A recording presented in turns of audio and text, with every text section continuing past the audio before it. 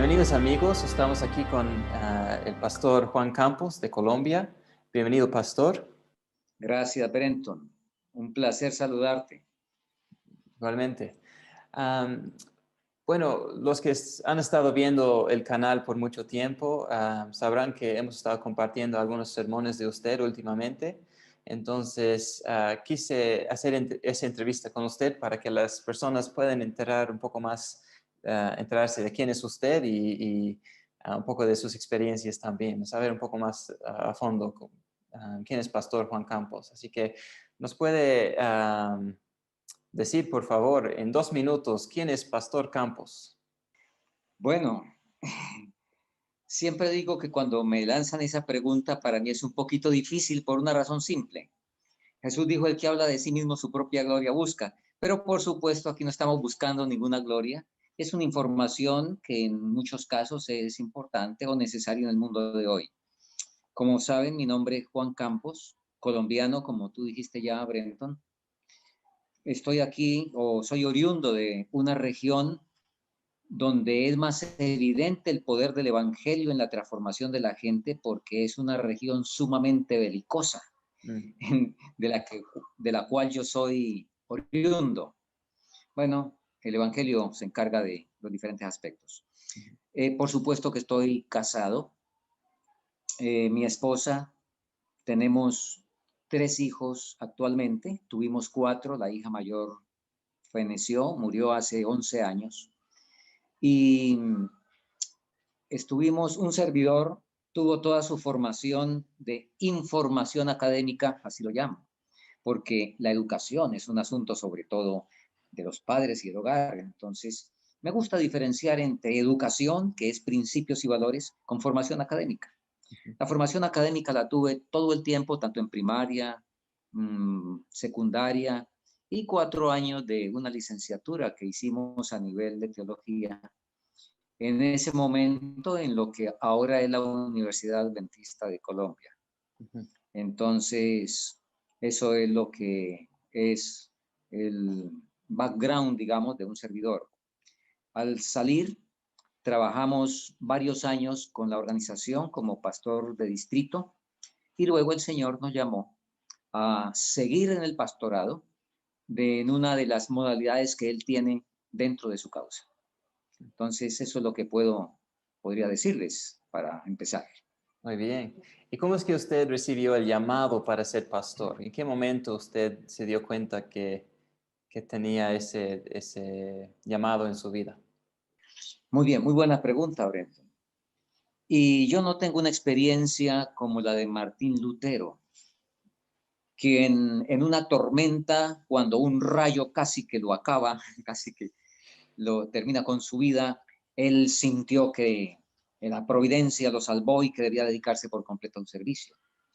No tuve la experiencia que tuvo el pastor Wagoner, uno de los grandes predicadores de justificación por la fe, que ustedes saben, mientras la hermana White predicaba en una carpa en Hillsborough en 1882, durante el sermón él tuvo una visión de Cristo crucificado por él de manera personal.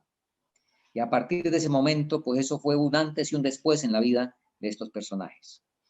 Lo mío, Brenton, es algo parecido a las conversiones de las cuales dice el deseado de todas las gentes en el capítulo de Nicodemo, donde la hermana White dice que en muchos casos la conversión no ocurre de un modo y una manera que la persona pueda decir exactamente a qué ocurrió. Ella dice que posiblemente no podamos decir el lugar exacto y el momento de la conversión, pero que el Espíritu Santo vino trabajando paulatinamente y llevó a esa experiencia sin que la persona tuviera una marcación de un antes y un después. Pues yo estoy en ese plano. Yo no puedo decir, ocurrió este evento en mi vida, hubo este traumatismo, o hubo este sermón especial que tocó mi corazón y de una... No, yo no puedo decir eso. Creo que fue muy, muy definitivo el ejemplo continuo de mi padre, que era ministro, era pastor, Y él, como niños, nos llevaba a mi hermano y a mí, nos turnaba en las giras misioneras. Pero eran giras misioneras en el sur de Colombia, por las montañas, el sistema de los Andes, en los Andes del sur de Colombia, donde con subidas muy largas, en fin, caminábamos en muchas ocasiones 5 horas para visitar una persona por la selva. Y acompañé a mi padre de niño, lo acompañaba regularmente. Repito, él, mi hermano, que me lleva 1 año de edad, los dos menores. Entonces mi padre nos turnaba. Una gira llevaba el uno, otra gira llevaba el otro. Así es de que es la manera como el Señor me introdujo en el ministerio. Interesante, es parecido a como los discípulos siempre iban de par en par, ¿no? Así, el que tenía Correcto. experiencia con el que estaba aprendiendo. Muy bien, muy interesante. Sí, así es. Y bueno, más adelante vamos a hablar de los libros que usted ha escrito, pero primero quisiera preguntar, ¿cuáles son los temas, si usted tiene algún tema favorito sobre lo cual le gusta predicar o una área en particular del Evangelio que le gusta destacar? Sí, bueno, pues uno tiene que predicar de acuerdo a las necesidades, y las necesidades son de todas las posibles, ¿verdad? Pero tiene razón, uno se inclina por algo que le toca especialmente el corazón. El tema principal que un servidor predica es justificación por la fe. Justificación por la fe desde hace unos cuantos años tomó mi corazón y es el tema favorito, sí. Por supuesto, también me gusta compartir mucho sobre educación, sobre aspectos de hogar, y por supuesto el mensaje de los 3 ángeles. Ahí también tenemos justificación por la fe. En fin, el Evangelio es una unidad integral, donde es como un vidrio de seguridad. Está todo totalmente interrelacionado, pero justificación por la fe diría que es el tema principal que me ocupa. Y durante un buen tiempo, ya de manera, digamos, sobre todo de investigación, pues desarrollé el tema de iglesia, que justamente es lo que está en el libro, en uno de los libros que un servidor ha escrito. Sí. Muy bien. Bueno, sí, me parece interesante como usted dice, ¿no? La Biblia habla de la iglesia como un cuerpo con distintos órganos, con distintas funciones, y es algo parecido con el Evangelio, ¿no? Que tiene distintos Así es, enfoques, distintas partes, pero todos están conectados y interrelacionados. correcto. ¿Usted tiene algún versículo bíblico favorito o uno que le ha impactado mucho? Bueno, eh, eso es bastante difícil realmente, porque imagínese, toda palabra que sale de la boca. Sin embargo, y yo le pregunté a mi esposa, y ella de una vez me dijo algo que tiene razón, porque cuando, por ejemplo, estamos en recepciones de sábado y que a veces dicen, bueno, cada uno diga un versículo, yo con mucha frecuencia repito Daniel 12:2, donde dice que los entendidos resplandecerán como el resplandor del firmamento, y los que enseñan la justicia a la multitud como las estrellas a perpetua eternidad. Ese versículo lo repito con frecuencia y pues creo que es uno de los favoritos, sí. Sí, sí, muy bien. Y estoy seguro que también si ha sido difícil escoger un solo versículo bíblico, escoger una sola cita del espíritu de profecía debe ser más difícil aún. Pero, sin embargo, le voy a preguntar lo mismo. Si hay del espíritu de profecía de los escritos de Ellen de White, si tuviera alguna cita en especial que ah, Sí, no la sé a la letra, ujú, pero me gusta y creo que es mi cita favorita. Bueno, junto con la definición de justificación por la fe y de que la transacción que se hace, pero esta del deseo de todas las gentes es en el capítulo La dedicación, por allá en la edición clásica, en la página 39, donde empieza diciendo, habiendo emprendido nuestra redención, no escatimará nada, por mucho que le cueste, de lo que sea necesario para la consumación de su obra. No se retiene ninguna verdad esencial para nuestra salvación. No se omite ningún milagro, no se tiene ninguna reserva, sino que, y dice la cita, dice que el Padre toma todas las, ¿qué diríamos? Las riquezas del cielo, las entrega en la mano de Cristo y le dice, esto es para que convenzas al hombre que no hay mayor amor que el mío y que hallándome encontrará la mayor felicidad. Esa es la cita que realmente me motiva y una de las que más me impacta. Habiendo emprendido mi redención por su gran amor, no escatimará nada por mucho que le cueste y no deja sin usar ninguna de las potencias del cielo para lograr salvarme. Eso a mí me despierta, me conmueve las fibras íntimas, esa declaración. Sí, muy interesante. Seguro que usted podría predicar muchas prédicas sobre esa cita solamente. Es correcto, exacto. Sí. Bueno, quería preguntarle, ¿cómo es que llegó usted a ser pastor de sostén propio? Muy bien. Hay cosas que cuando ocurren uno no las entiende. Pero, así como le dijo Jesús a Pedro, lo que yo hago no lo entiendes ahora, pero lo entenderás después.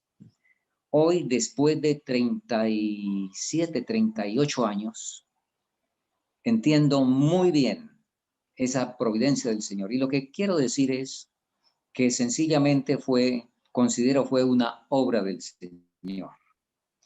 Una obra del Señor que en el momento yo no la entendí, como sin pretenderlo, sin quererlo, sin pensarlo, sin desearlo, me vi privado del ministerio reconocido oficialmente en ese tiempo y pues remunerado, y me vi abocado a un ministerio como el de Pablo, donde había que hacer tiendas para sostenerse.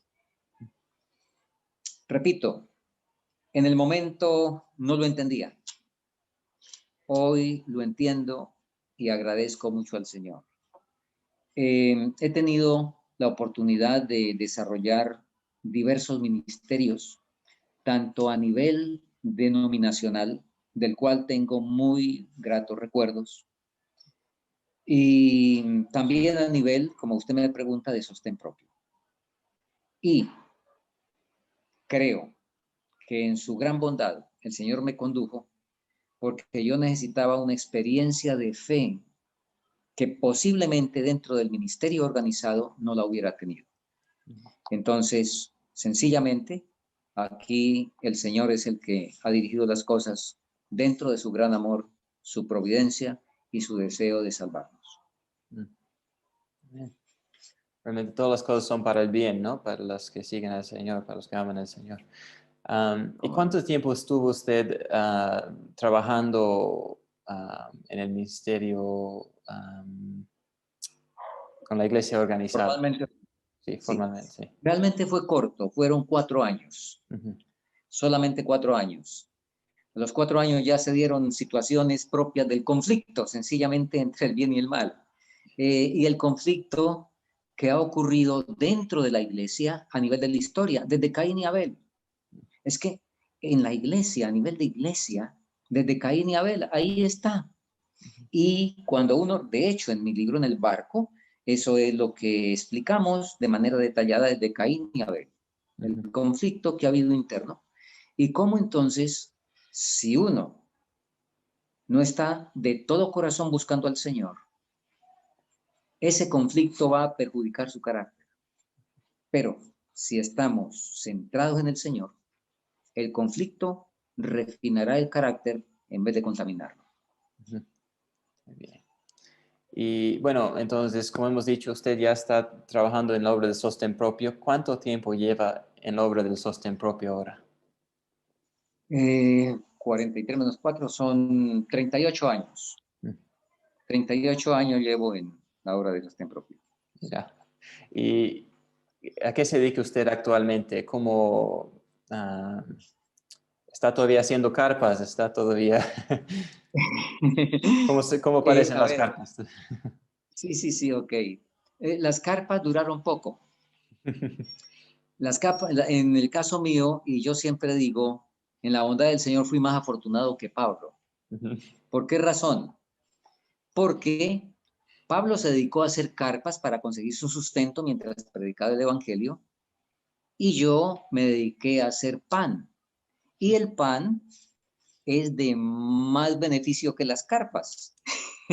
Entonces, en ese sentido, me siento que el Señor me privilegió más que a Pablo, porque con el pan que sirve para el ministerio de la alimentación saludable, pues es de mayor significado que las carpas, ¿verdad?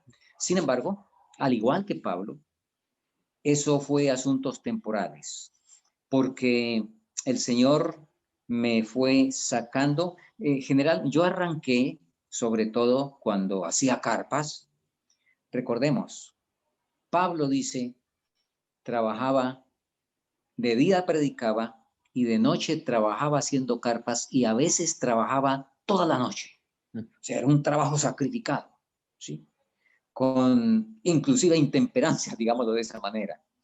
Así es de que un servidor empezó y pues levantó un pequeño establecimiento de alimentos saludables, pan y otras cosas saludables en esa área, y dedicaba el fin de semana a la predicación. Viernes, sábado, domingo generalmente, sobre todo los sábados, pues estaba muy activo y el viernes por la noche en fin. Poco a poco el Señor me fue sacando y en términos de 10 años, habiendo cada vez dedicado menos tiempo a eso, 10 años después de haber empezado el pan por completo, no volví a hacer ningún pan porque el tiempo se me requirió totalmente para el ministerio de tiempo completo otra vez. Repito, no lo dejé en ningún momento, sino que repartimos el tiempo durante ese periodo que acabo de comentar. Y pues ahora y el Señor me ha colocado en un ministerio itinerante. En el lugar donde vivo tenemos campamentos que son de pronto en esta modalidad de, digamos, del adventismo, de sostén propio, los mayores campamentos que se hacen en Colombia. Hemos tenido reuniones hasta con 600 personas en las fechas en que hacemos campamentos. Lamentablemente este año tuvimos que, obviamente, eh, suspender el de mitad de año y también no será posible tener el de diciembre. Vamos a ver qué sigue pasando, pero es el lugar donde tenemos campamentos muy hermosos durante 2 fines de semana al año con mucha concurrencia. Y de resto yo estoy visitando diversos grupos aquí en Colombia y también en el extranjero donde el Señor me lleva. Muy bien. Y bueno, como hemos dicho antes, usted es también escritor, ¿no? Usted ha publicado, me va a corregir si estoy mal, pero yo, en mi conocimiento, usted ha publicado 2 libros. No sé si son más. Sí, no, 2 libros, sí, 2 Muy libros. bien. Bueno, todos escribimos. Yo escribo como escriben todos y entonces 2 libros, ¿cómo no? ¿De pronto quisiera saber algo de ellos? Sí, por favor, si nos puede contar cuáles son y de qué se trata cada uno. Muy bien. El primer libro lo escribí en el año 2005.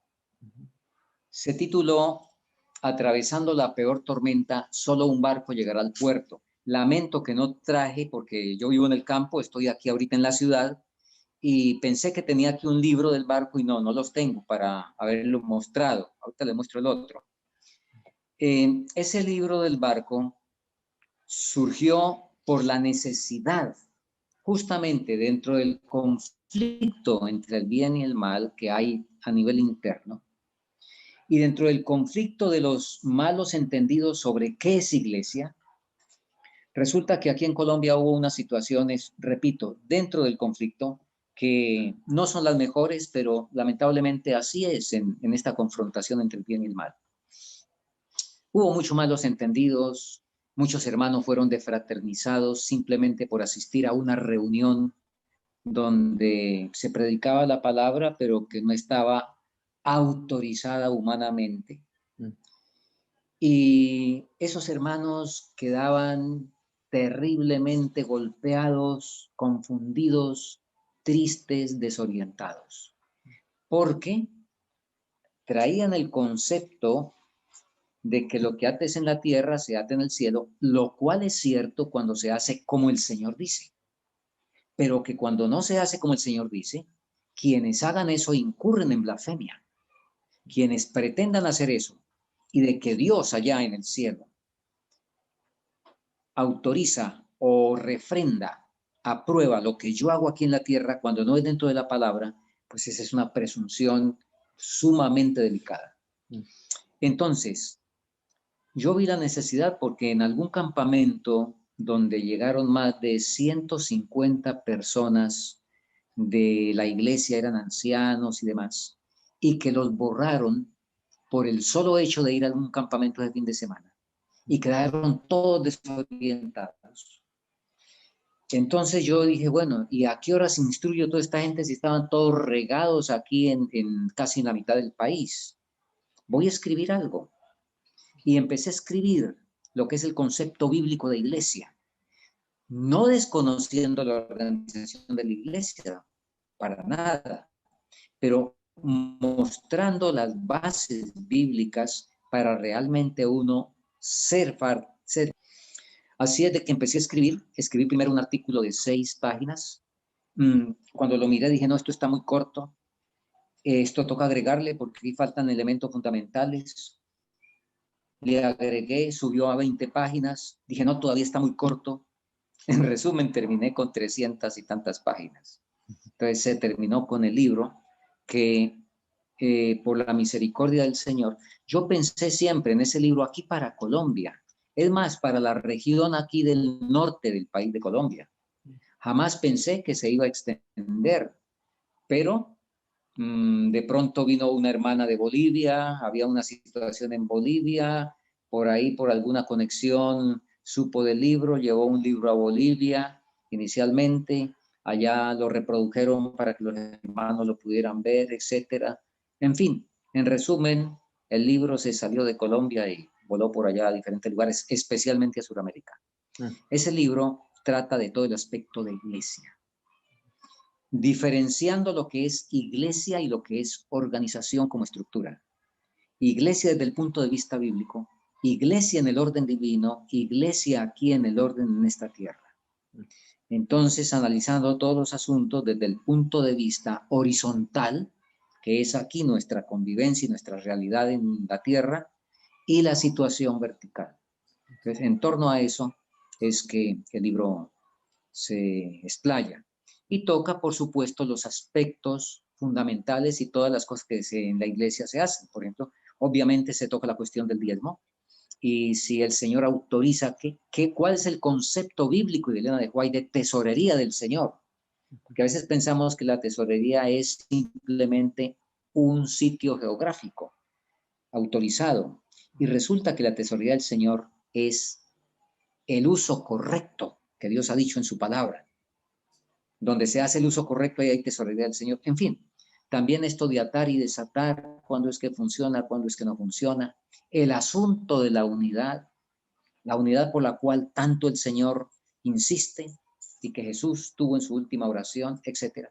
Todos esos aspectos los toca el libro. Muy bien. Eso es en cuanto al barco, el primer libro. Sí. Y bueno, hablando de unidad, creo que el segundo libro se trata algo de eso también, ¿no? Se llama...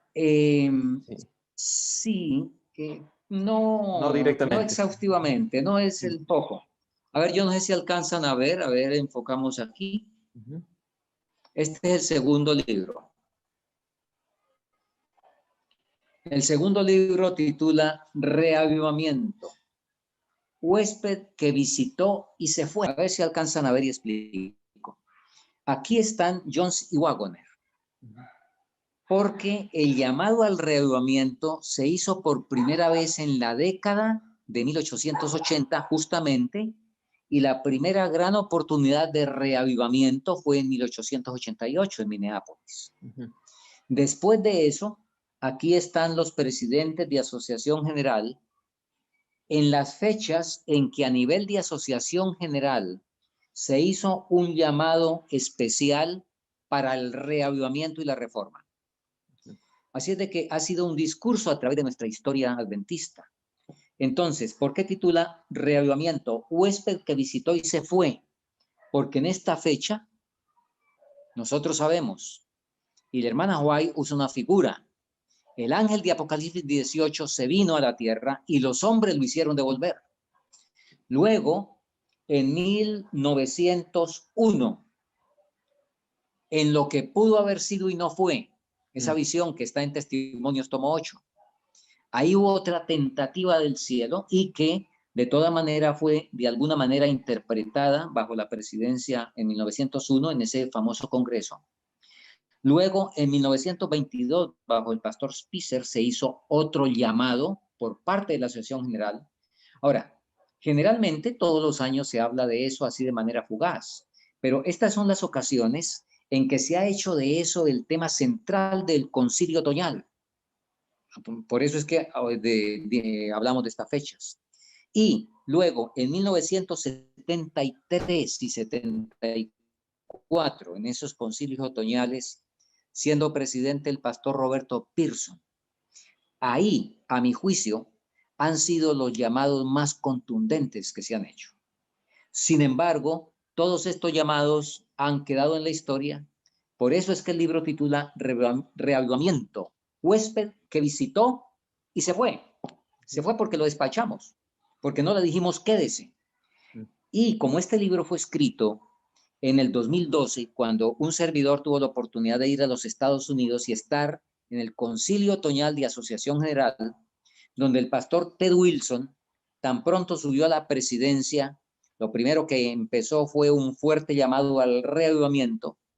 Entonces, por eso el libro dice, ¿lo retendremos esta vez con este llamado? Entonces, en torno a eso gira el libro, mostrando primero la historia, todo lo que pasó en estos años, y luego, de acuerdo al espíritu de profecía, qué es lo que se necesita y cómo. Lo sabemos de una manera, digamos, superficial, todos lo repetimos, bueno, es que la oración, es que el arrepentimiento, es que, pero de una manera bien concreta, bien contundente, esos aspectos, y entonces, para que sea retenido. Y sobre todo se destaca la humildad. Porque la hermana White, hablando de 1901, dice, los hombres no se humillaron y por eso no pudo venir el Espíritu. El Espíritu vino aquí, quiso venir o vino y lo despachamos. Aquí quiso venir, no pudo venir, no pudo venir, no pudo venir. ¿Podrá esta vez quedarse, venir y quedarse? Entonces, el libro gira en torno a eso. Muy interesante. Y justo creo que hemos estado publicando estos días los temas que dio en Cala del año 2015, si no me equivoco, que se trataban justamente del reavivamiento. Así que me imagino que mucho de la misma información está en el libro, pero en más detalle. Sí, debe ser así, me imagino. Ya. Bueno, yo no recuerdo exactamente lo que prediqué en Cala, pero debe ser así. Claro. Sí, bueno, mucha de la información que usted acaba de contar, creo que recuerdo por haber, según lo que he ido repasando también los temas. Bueno, alguien que está viendo este video que estará interesado en leer uno de esos dos libros o los dos, ¿qué puede hacer para conseguirlos? Ya, bueno, las existencias físicas se agotaron y no he vuelto a imprimirlos porque, pues, realmente por recursos, porque el mercado, en el caso nuestro, que todavía tenemos de pronto unas reservas por parte de la organización, pues no podemos entrar en ese mercado que es más grande. Entonces, Pero claro, lo pueden bajar por internet, el barco. Este libro, voy a decirle al hermano que lo imprimió porque descuidadamente yo no tengo incluso el archivo en digital, pero él lo tiene. Le voy a decir que lo suba a internet porque no se ha subido. Pero el barco sí pueden digitar. Solo un barco llegará al puerto. Y mi nombre, Juan Campos, y les aparece el libro y lo pueden descargar. Perfecto. Sí, vamos a tener seguramente, vamos a tratar de tener los enlaces en la descripción de ese tema para que la gente que quieren pueden encontrarlos y descargarlos y vamos a coordinar para el libro también del reavivamiento.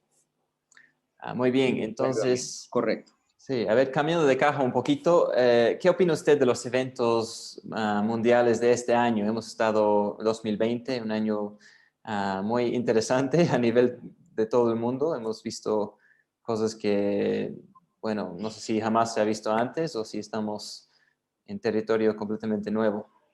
¿Qué opina usted de los sucesos? Bueno, yo creo que el asunto es muy claro.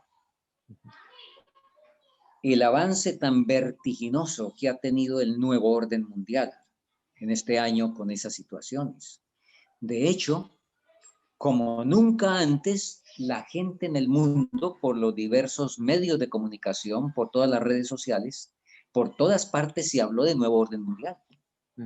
Y nosotros que tenemos la palabra, sabemos que eso es así. Entonces, lo que yo puedo decir es que ha habido una aceleración impresionante en los eventos finales, ¿sí? Porque ¿quién se imaginó que iban a someter al mundo de una manera tan fácil como lo hicieron? Encerrar al mundo así de fácil, increíble. Yo creo que nadie se imaginó eso. Eso nos muestra, y de paso, Brenton y los hermanos que nos escuchen, personalmente creo que el Señor ha permitido esto que ha ocurrido este año, sobre todo como una medida de misericordia para el pueblo adventista y como un llamado. Porque, por ejemplo, hemos sido bastante lentos y aún bastante incrédulos, por ejemplo, con la salida al campo. Y en este año, el Señor le probó a la gente que está en la ciudad la diferencia que es estar en la ciudad y estar en el campo. Los que estamos en el campo, no pasó nada. Ni siquiera tuvimos que encapucharnos y empezar a respirar el CO2, lo cual es absolutamente contraproducente. Pero no tuvimos que hacer eso. En el caso nuestro, por ejemplo, en el lugar donde estamos, apenas 3 sábados por prudencia y demás no nos reunimos. Estuvimos en casas distintas, pero después nos seguimos reuniendo común y corriente. Aquí en Colombia he estado en varios lugares. Estuve en otro lugar donde los hermanos en el campo no dejaron de reunirse mínimo 120 y 130, porque todos los demás con el susto no se reunían. Los hermanos dijeron, bueno, pero ¿cómo así? Y ellos se reunieron y entonces otros hermanos e incluso evangélicos, como en sus iglesias no había reunión, decidieron venir y ahí se quedaron. Hace 15 días estuve en ese lugar con 130 personas. Entonces, 2 cosas. Número 1, un avance vertiginoso dentro de los eventos finales, dentro de este proceso dominical, y el Señor aprovechando eso para hacerle un llamado a su pueblo. Sí, estoy muy de acuerdo. ¿Y cuál debería ser nuestro centro de atención como adventistas o como cristianos, como creyentes? ¿Qué debería ser el centro de nuestro enfoque en estos tiempos? Muy bien, Brenton. Nosotros estamos en el día de la expiación. Y el día de la expiación no es simplemente para perdonar pecados, sino para que los pecados sean borrados. Hace 8 días tuvimos una cena del Señor en otro de los grupos donde tampoco han dejado de reunirse. Estábamos con 50 hermanos. Y un servidor claro que este es tiempo para que nuestro lavamiento de los pies, ojalá en cada lavamiento de los pies vaya quedando borrado algún pecado, no solamente perdonado, sino borrado.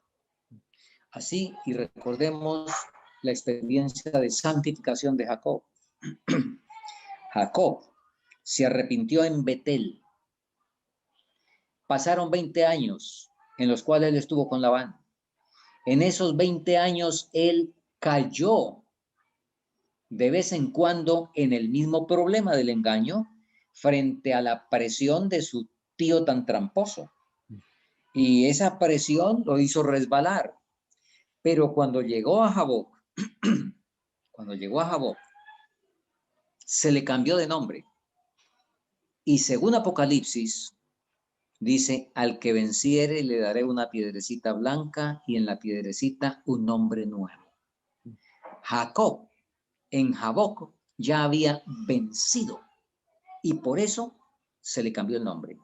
Y encontramos efectivamente que después de Jaboc, Jacob nunca volvió a engañar, aunque tuvo otros defectos de carácter por resolver, como se ve en el problema del favoritismo que tuvo con José.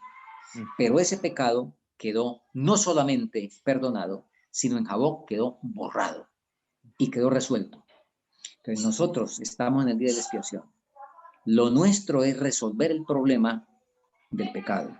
Eso es lo nuestro. Ahora, se hace oficialmente mucho énfasis en la predicación al mundo y que entonces vendrá el fin cuando prediquemos a todo el mundo y todo el mundo sepa y eso.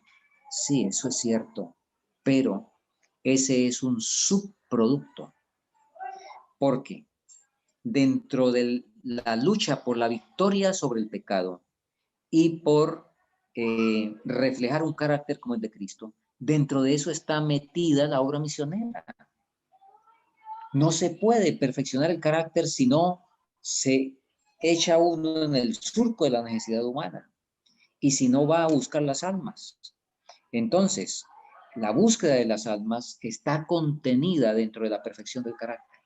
Así es de que de una manera contundente, nuestra preocupación debería ser la victoria sobre el pecado, la perfección del carácter, lo cual incluye todo el estilo de vida, en fin, todo lo que somos, todo lo que tenemos, e incluye también nuestra misión. Eso está metido ahí en ese gran objetivo que Dios quiere y que de paso la inspiración es muy clara. Cuando el carácter de Cristo sea perfectamente reproducido en su pueblo, dice palabras del gran maestro, página 47, entonces Él vendrá a reclamarlos como suyos. Así es de que creo que esa es la urgencia y la gran necesidad. Bien. Bueno, no sé si tiene algún mensaje que quiere dejar los adventistas en el día de hoy. Creo que ya ha dado uno, pero no sé si hay algo más que quisiera. Sí, puedo dar algo más. Quizá más corto, pero bien claro. Yo diría a todos mis queridos hermanos, y voy a usar aquí las palabras de un profano, de un personaje, y digo profano porque no tiene el conocimiento de la palabra, ¿sí? En la cumbre de la Tierra que se ejecutó en París en el año 2015 para discutir y ver qué solución se le traía al calentamiento global y a todas estas cosas, Ban Ki-moon, el entonces secretario general de las Naciones Unidas, dijo lo siguiente, y quiero tomar esas palabras para mis hermanos adventistas. Ban Ki-moon dijo, señores, ahora, ustedes saben, en una reunión de las Naciones Unidas están reunidos los presidentes del mundo, o si no está el presidente, manda a su canciller o a alguien que lo represente como presidente. Entonces, frente a esa élite mundial, Ban Ki-moon en la inauguración, en su discurso inaugural, dijo lo siguiente, señores, llegó la hora del compromiso y del consenso. Y paro aquí para ponerlo en términos nuestros adventistas. Llegó la hora del compromiso y de la unidad, ¿sí? De la unidad. Qué lamentable que entre nosotros los adventistas haya facciones y haya ataques y ataquen a este por disidente y el otro ataque a este porque es de la nominal, dicen algunos. En fin, llegó la hora del compromiso y del consenso, de la unidad. Y luego, lo que más me impacta y es lo que quiero dejar a mis hermanos, dijo Ban Ki-moon, se acabó el tiempo de coquetear con el desastre. Tremendo, hermanos. Se acabó el tiempo de coquetear con el desastre. Nosotros como adventistas, que tenemos el mensaje para el tiempo del fin, nos cabe bien la expresión de que hemos estado coqueteando realmente y por eso tenemos más de 170 años. Pero todo muestra que realmente se acabó el tiempo de coquetear. Lo ilustro también con una carrera, tomando una ilustración profana. Una carrera de ciclismo, por ejemplo, si es de 200 kilómetros, si hay algunos descuidos cuando comienza, pues se pueden remediar, pero en la medida que nos acercamos es más peligroso cualquier descuido. Y cuando ya llegamos a los últimos 2, 3 kilómetros, un descuido sencillamente fatal. Quiere el Señor que tomemos conciencia de que estamos en esa recta final y que, repito, mi llamado es, tomemos en serio la salvación con temor y temblor, como dice la palabra, porque, hermanos queridos, se acabó el tiempo de coquetear con el desastre. Ese es mi llamado. Bueno, muchas gracias, Pastor Campos, por acompañarnos hoy, por hacer esta entrevista. Gracias a ustedes, los que están bien, los que han visto hasta el momento. Vamos a poner la información de contacto de Pastor Campos en la descripción para los que quieren comunicarse con él. Vamos a colocar aquí arriba una lista de reproducción, un playlist de todos los temas que hemos publicado hasta el momento del Pastor Campos en este canal de Shino Media. Y bueno, no se olviden de dejarnos algún comentario si quisieran ver más de algo o algún tema en particular o más de cierto predicador. Y no se olviden de también seguirnos aquí en YouTube, en Facebook o en Twitter, que son los lugares donde compartimos. Gracias, bendiciones.